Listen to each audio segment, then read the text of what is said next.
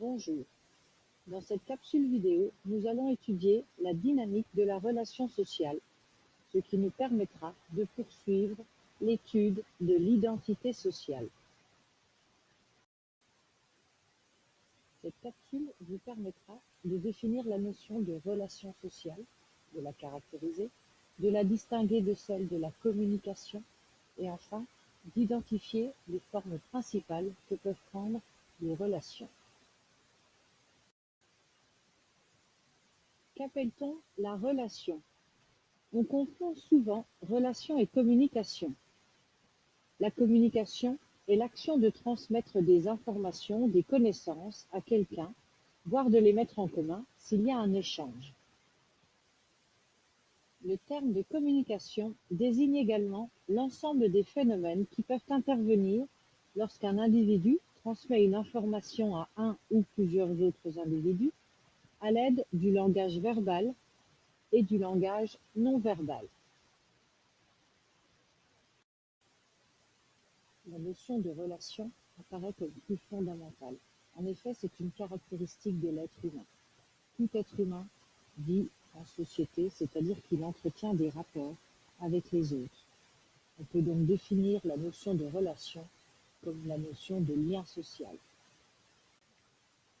À la base de toute vie sociale, il existe des liens institutionnels, affectifs, juridiques, qui unissent les individus.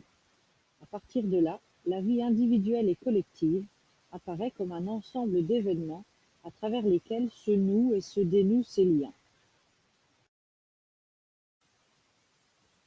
On peut donc affirmer qu'une société, mais aussi chaque individu, est à sa manière un nœud de relation.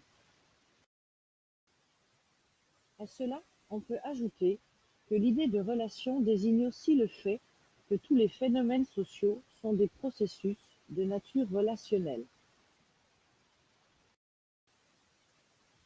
Tout cela nous permet donc de comprendre que la relation, ce n'est pas un état, mais c'est bien un ensemble de processus dynamiques à travers lesquels la vie sociale et individuelle peut s'exprimer. Elles sont également dynamiques car elles naissent du processus de socialisation, c'est-à-dire de l'entrée de l'individu dans un ensemble de liens sociaux, familiaux, amicaux, professionnels, qui vont déterminer sa place dans la relation. Voyons maintenant quelles formes peuvent prendre nos relations. Nous retiendrons 3 types de relations. Les relations interpersonnelles, les relations institutionnelles et enfin les relations intergroupes. Les relations interpersonnelles désignent les échanges établis essentiellement entre 2 ou plusieurs personnes et également les sentiments que ces personnes éprouvent à l'égard des autres dans ces situations.